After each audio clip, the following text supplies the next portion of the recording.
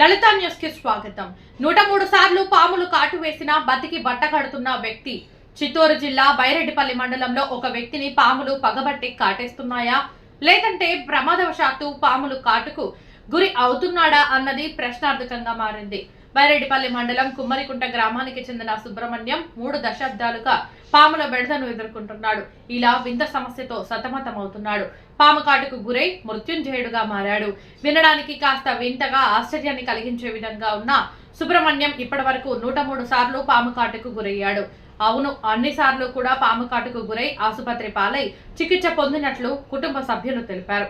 18 ఏళ్ల వయసులో కర్ణాటక రాష్ట్రంలో నివాసం ఉంటూ తొలిసారి పాము కాటుకు గురైన సుబ్రహ్మణ్యం అయితే ఏ సర్పదోషం ఉందో తెలియదు కానీ పాములు మాత్రం అతనిపై పగతో రగిలిపోతూనే ఉన్నాయని స్థానికులు చెబుతున్నారు.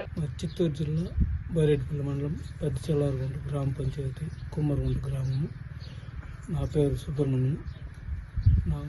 నేను 5వ క్లాస్ చదువుతున్నప్పుడు ఇంకా ఇప్పటి వరకు 103 సార్లు పాము కాటేసింది. అప్పుడైతే 6 నెలలకి సంవత్సరానికి అట్లా కరుస్తాండ. ఇప్పుడు 2014 ఇంకా అమావాస్య పాడ్యము పౌర్ణము పాడ్యము అట్లా టైంలో ఏడన్నా అన్ని కరుస్తుంది. ఒకవేళ ఆ టైంలో తప్పించుకున్నా కూడా ఒక 8-10 రోజుల మధ్యలో అమావాస్య పాడ్యము పౌర్ణము పాడ్యము మధ్యలో తప్పించుకున్నాను. మిగతా మామూలు టైంలో ఆ టైంలోనూ ఒక టైంలో ఏడన్నా అన్ని వచ్చి కాటేస్తాను. దాని గురించి మేము హాస్పిటల్కి దేవస్థానాలకి ఎన్నో పూజలు చేస్తున్నాము.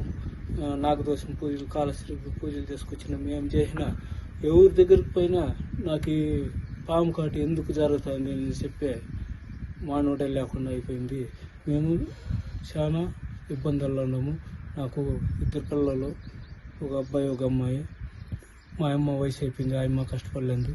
ఇట్లా నాకు తిరిగినప్పుడు 5,000 ఇంకా 10,000 ఒక ఖర్చు వస్తుంది. అట్లా నెలకు నెల ఇట్లా జరుగుతూ ఉంది. కాబట్టి మాకు జీవనం జరిగేది కూడా చాలా కష్టంగా ఉంది.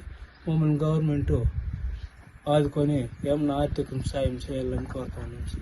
మరిన్ని అప్డేట్స్ కోసం మా ఛానల్ ని సబ్స్క్రైబ్ చేయండి. ధన్యవాదాలు.